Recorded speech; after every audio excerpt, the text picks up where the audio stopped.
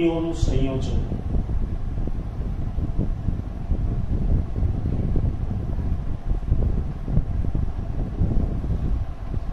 આપણે વાત કરી કે ત્રુટીઓનું સંયોજન છે 3 રીતે થાય. એક, હા, સરવાળા બાદબાકી. બીજું ગુણાકાર ભાગાકાર, અને ત્રીજું ઘાતવાળા પદો. બરાબર. જેમાં આપણે પહેલા સરવાળા અને બાદબાકી જોવાનું છે. સરવાળા અને બાદબાકીમાં ત્રુટીનું સંયોજન કેવી રીતે હોય છે. તો એના માટે આપણે કોઈ બે રાશિ લેવી પડે. ધારો કે કોઈ એક રાશિ છે a અને બીજી રાશિ છે b. બરાબર. ચલો, તો કોઈ કહેશે a ને ત્રુટી સાથે કેવી રીતે લખાય? યસ, a પ્લસ ઓર માઇનસ ડેલ્ટા a. આને સાચું મૂલ્ય કહેવાય, અને તેમાં ઉદ્ભવતી નિરપેક્ષ ત્રુટી કહેવાય. જે પ્લસ એટલે કે વધારે પણ હોઈ શકે અને માઇનસ એટલે ઓછી પણ હોઈ શકે. ચલો, એવી જ રીતના બીજી રાશિ b છે, તો આને ત્રુટી સાથે કેવી રીતે લખાય? યસ, b પ્લસ ઓર માઇનસ ડેલ્ટા b. હવે આનો સરવાળો કે બાદબાકી કરતા મળતું પરિણામ z હોય, z એટલે પરિણામ, તો એને ત્રુટી સાથે શું લખાય? હા, બધામાં એક જ વસ્તુ જુઓ, z પ્લસ ઓર માઇનસ છે. આને કહેવાય પરિણામ, અને આને કહેવાય પરિણામમાં ઉદ્ભવતી નિરપેક્ષ ત્રુટી. રાઈટ. ચલો, આપણે ફર્સ્ટ પોઈન્ટ સરવાળા માટે જોઈએ, પછી બાદબાકી માટે. ચલો, સરવાળાને કેવી રીતે લખાય? તો કે z બરાબર a પ્લસ b. આવું આપણે વાસ્તવિક સંખ્યામાં લખીએ છીએ. એ જ વસ્તુને હવે આપણે અહીંયા ત્રુટીમાં વાપરવું. ચલો, તો z ને ત્રુટી સાથે શું લખાય? z પ્લસ ઓર minus delta z equal to એને શું લખાય? a પ્લસ ઓર માઇનસ ડેલ્ટા a, જે આપણે ઉપર લખેલું જ છે, પ્લસ b પ્લસ ઓર માઇનસ ડેલ્ટા b. હવે આપણે જાણીએ સરવાળો સમક્રમિક હોય, એટલે તમે b અહીંયા લખો, અહીંયા લાવો, બંને એક જ થાય. તો આમ લખાય a પ્લસ b. b ને હું આગળ લાવ્યો, પ્લસ ઓર માઇનસ ડેલ્ટા a પ્લસ ઓર માઇનસ ડેલ્ટા b. આ કોના બરાબર છે? z પ્લસ ઓર માઇનસ ડેલ્ટા z બરાબર. બરાબર. અહીંયા સુધી ખબર પડી? હવે દેખો, ઉપર તમને સરસ મજાનું દેખાય છે z બરાબર a પ્લસ b. અહીંયા a પ્લસ b છે, અહીંયા z છે. તો તમે નાના હતા ત્યારે સાહેબ ભણાવતા કે બરાબરની બંને બાજુ સમાન સંજ્ઞાવાળું કોઈ રાશિ હોય તો ઉડી જાય. તો અહીંયા z અને a પ્લસ b શું થઈ જાય? ઉડી જાય. તો અહીંયા બાકી શું રહે? પ્લસ ઓર માઇનસ ડેલ્ટા z બરાબર પ્લસ ઓર માઇનસ ડેલ્ટા a પ્લસ ઓર માઇનસ ડેલ્ટા b. આટલી સુધી સમજણ પડી દરેકને? હા. ચલો, ડેલ્ટા z ને શું બોલાય? નિરપેક્ષ ત્રુટી. શેમાં? પરિણામમાં ઉદ્ભવતી. ડેલ્ટા a ને શું બોલાય? a માં ઉદ્ભવતી નિરપેક્ષ ત્રુટી. ડેલ્ટા b ને શું બોલાય? b માં ઉદ્ભવતી નિરપેક્ષ ત્રુટી. સમજ પડે છે? તો અહીંયા ચાર વસ્તુ મળશે. આ પ્લસ લો, ત્યાં બંને પ્લસ, પછી એક માઇનસ, બીજો પ્લસ. પણ આનો મહત્તમ શબ્દ વાપરવો, ખાસ સમજો, જેમાં મહત્તમ નિરપેક્ષ ત્રુટી. મહત્તમ એટલે વધુમાં વધુ. તો આ ચારમાંથી કયું આપણે સંયોજન લઈએ તો એ વધારે મળે? ચલો, એક ઉદાહરણ આપું. આ એક છે, આ બે છે, તો બંને પ્લસ લઈએ તો કેટલા મળે? 3. આ પ્લસ લો, આ માઇનસ, તો -1 મળે. આ માઇનસ લો, આ પ્લસ, તો 1 મળે. કઈ કિંમત વધુ મળશે? તો કે બંને ધન હોય.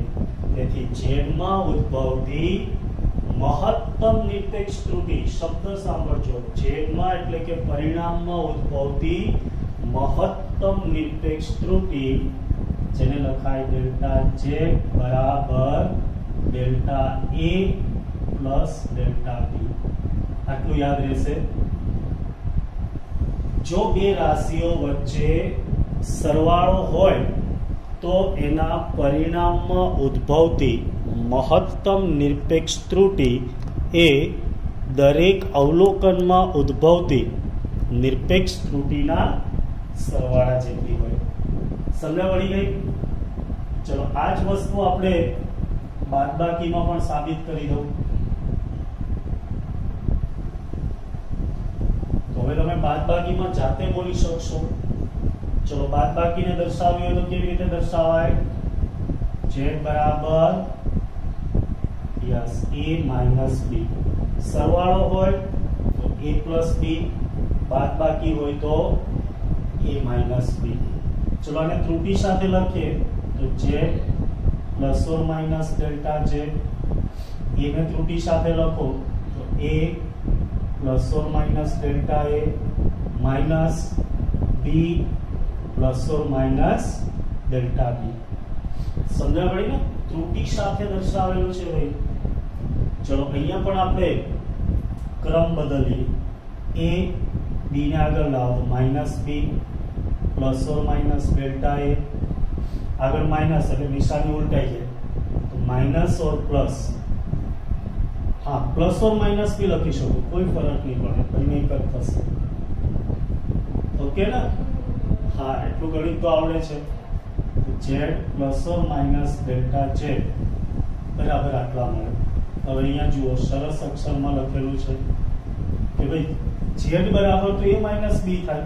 તો અહીંયા દેખો z, અહીંયા a માઈનસ b, બંને સમાન છે એટલે શું થાય? ઉડી જાય. તો તેથી plus or minus delta z is equal to plus or minus delta a plus or minus delta b. ચલો અહીંયા પણ મહત્તમ નિરપેક્ષ ત્રુટિ આવો શબ્દ વાપરું તો મહત્તમ મૂલ્ય ક્યારે મળે? બોલો ફટાફટ. યસ, ડેલ્ટા a અને ડેલ્ટા b બંને ધન હોય ત્યારે. Delta z is equal to delta a plus delta b. સમજ પડી? તો સરવાળો હોય કે બાદબાકી? ભાઈ સરવાળો હોય કે બાદબાકી? શબ્દ સમજો ખાલી. સરવાળો હોય કે બાદબાકી? દેખો આ સરવાળો છે, આ બાદબાકી છે. સરવાળો હોય કે બાદબાકી? પરિણામમાં ઉદ્ભવતી નિરપેક્ષ ત્રુટિ એ દરેક અવલોકનમાં ઉદ્ભવતી નિરપેક્ષ ત્રુટિના સરવાળા જેટલી હોય છે. ફરીથી બોલો, યાદ રહી ગયો? સરવાળો હોય કે બાદબાકી? એ તો જે સરવાળો હોય તો પરિણામ સરવાળો આવશે, બાદબાકી હોય તો પરિણામ બાદબાકી આવશે. પણ નિરપેક્ષ ત્રુટિ કેટલી આવશે? તો કે બંનેમાં ઉદ્ભવતી નિરપેક્ષ ત્રુટિના સરવાળા છે. સમજ પડી દરેકને? હા, ચલો એક ઉદાહરણ લઈ લો એટલે એક્ઝેક્ટ મગજમાં બેસી જાય. ઉદાહરણ તરીકે મારી પાસે બે લંબાઈ છે. એક લંબાઈ L1 બરાબર 4 પ્લસ ઓર માઈનસ ત્રુટિ તરીકે તમે કોઈ પણ લઈ શકો. ચલો 0.2 લઈએ, 0.2 સેન્ટીમીટર. L2 બરાબર 3 પ્લસ ઓર માઈનસ 0.1 સેન્ટીમીટર. આવી બે લંબાઈ છે, બરાબર? L1 બરાબર કેટલા છે? 4 plus or minus 0.2 centimetre. L2 બરાબર 3 પ્લસ ઓર માઈનસ 0.1 સેન્ટીમીટર. હવે મારે L1 પ્લસ L2 જોઈએ, બંનેનો સરવાળો કરવો છે. તો કોઈ કહેશે કેટલા આવશે?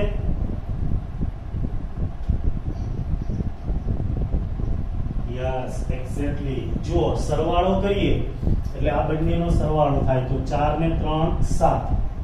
ત્રુટિ એટલે પ્લસ ઓર માઈનસ. ત્રુટિનો હંમેશા સરવાળો 0.2 પ્લસ 0.1 એટલે 0.3 સેન્ટીમીટર. चलो सरवाळो आवડી गयो, बादबाकी જોઈએ। L1 - L2 કોઈ કહેશે કેટલા આવશે?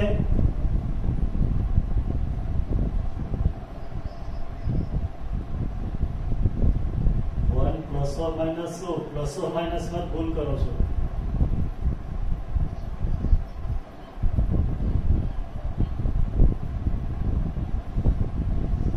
यस चलो અહીંયા બાદબાકી હોય તો બાદબાકી થાય એટલે 4 માંથી 3 જાય તો 1 પ્લસ ઓર માઈનસ 0.3 એટલે કહું છું જુઓ સરવાળો હોય તો પરિણામ સરવાળો આવે, બાદબાકી હોય તો પરિણામ બાદબાકી આવે, પણ ત્રુટિમાં તો હંમેશા સરવાળો જ થાય।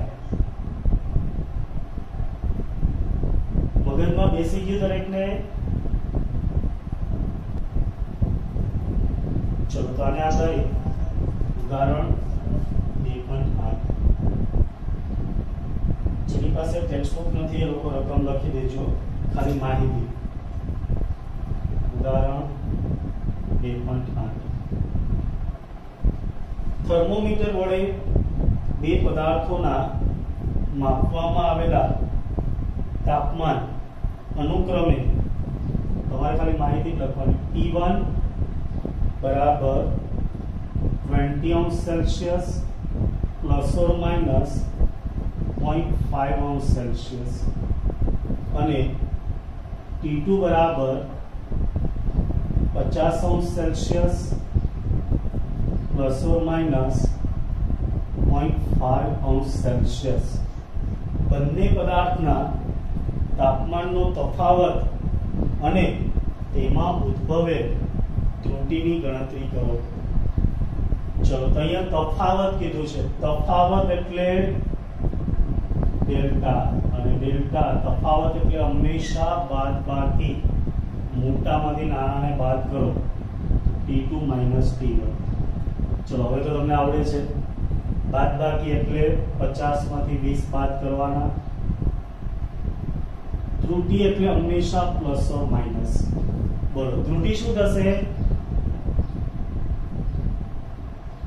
यस हमेशा सरवाळो 0.5 प्लस 0.5 हमेशा सरवाळो तो जवाब शू आवे 30 प्लस और माइनस 1 अंश सेल्सियस। बोलो आवड़ी जाए? आने तापमाननो तफावत कहेवाय, आने तापमानमा उद्भवती त्रुटि कहेवाय। बोलो समझण पड़ी गई हो तो हाँ कही दो तो आगे जईए। हाँ सरस चलो तो दरेक ने समझा पड़ी गई है बराबर ने?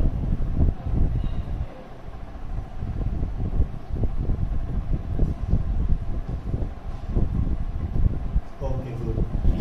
हाँ बोलो।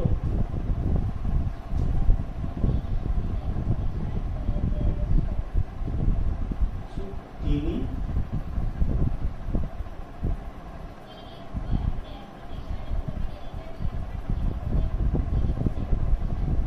એ તો ટેક્સ્ટ બુક વાળાએ ખાલી સમના ડેશ કરી છે, આપણે ડેલ્ટા લખવાનું અથવા ટી ડેશ લખો તોય ચાલે, પરિણામી છે। અહીંયા ટી ડેશ લખો, પછી કેપિટલ ટી લખો, ગમે તે લખો, ખાલી ટી લખો, બરાબર? જેમ આપણે પરિણામને જેડ કહીએ ને બસ એ રીતે। ઓકે ચલો તો એક પ્રેક્ટિસ કરી મને આપો જોઈએ। L1 बराबर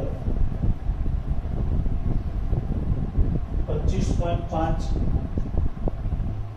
प्लस और माइनस 0.1 मीटर, L2 बराबर 35.5 प्लस और माइनस 0.1 मीटर होय तो L1 प्लस L2 અને L1 माइनस L2 शोधो।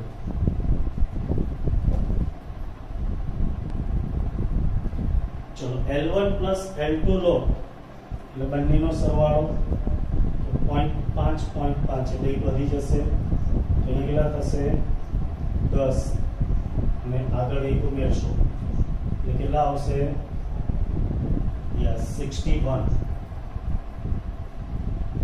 જે સરવાળો થયો પ્લસ ઓર માઇનસ ત્રુટીનો હંમેશા સરવાળો એટલે 0.2 મીટર આ દરેકના આવી ગયું L1 માઇનસ L2 હવે અહીંયા જુઓ L1 માંથી L2 બાદ કરવાના છે બરાબર ને તમારે L1 માંથી L2 બાદ કરવાના છે એટલે 25.5 માંથી 35.5 બાદ કરવાના તો અહીંયા 0.5 જતા રહે એટલે આ તો 0 થાય અહીંયા 0 થાય બરાબર ને તો આમાંથી કેટલા બાદ થશે એટલે 10 તો શું આવશે -10 પ્લસ ઓર માઇનસ ત્રુટીનો હંમેશા સરવાળો તો જવાબ આવે -10 પ્લસ ઓર માઇનસ 0.2 મીટર ચલો કેટલાનો સાચો હતો જેટલાનો સાચો હોય એટલા આ બોલો ઓકે ગુડ સરસ ચાલો તો હવે આપણે સેકન્ડ પણ જોઈએ ગુણાકાર અને ભાગાકારમાં ત્રુટી ચલો અહીં સુધી કોઈને પ્રોબ્લેમ નથી બરાબર ને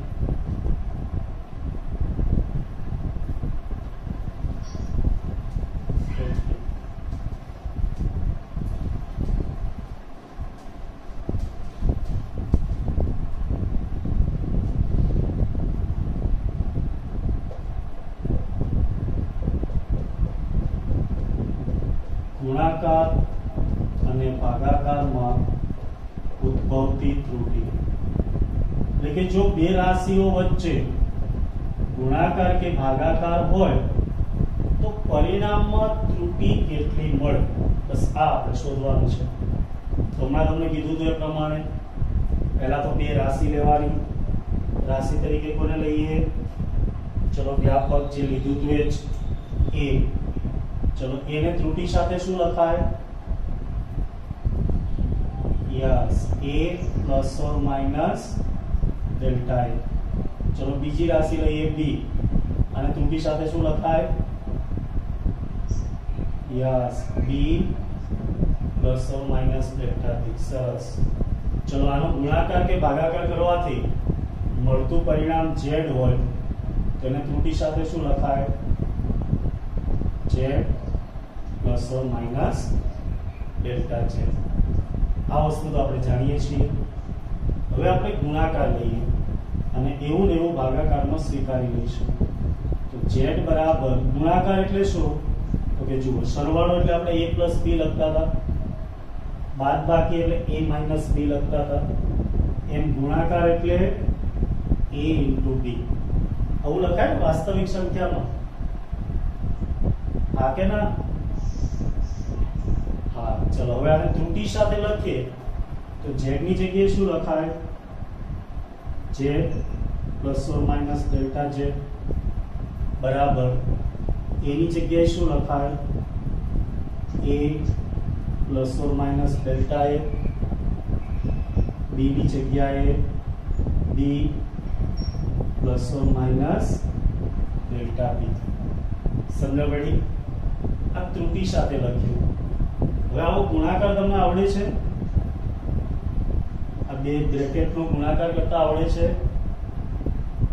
હા સરસ પહેલા કોનો વારો a નો a ને આની સાથે ગુણવાનો પછી આની સાથે તો a * b plus or minus હવે કોની સાથે ગુણવાનો યસ a ડેલ્ટા b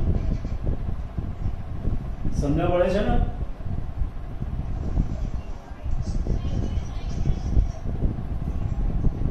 हाँ भाई जे लोगों ने माइक अनम्यूट से म्यूट कर दो ओके चलो હવે કમ્પ્લીટ સમજાય છે દરેકને જો પહેલા a નો વારો a ને બંને સાથે ગુણવાનો તો પહેલા a ને b સાથે ગુણો તો a * b plus or minus a ને ડેલ્ટા b સાથે ગુણ્યા એટલે a ડેલ્ટા b હવે કોનો વારો ડેલ્ટા a નો વારો प्लस और माइनस मोटा ने पहला लखे तो b डेल्टा a बराबर तो कैसे सर डेल्टा a * b ना लखाय બંને એક જ કહેવાય ચલો એના પછી प्लस और minus delta A into delta B, कारण के बने डेल्टा ज छे।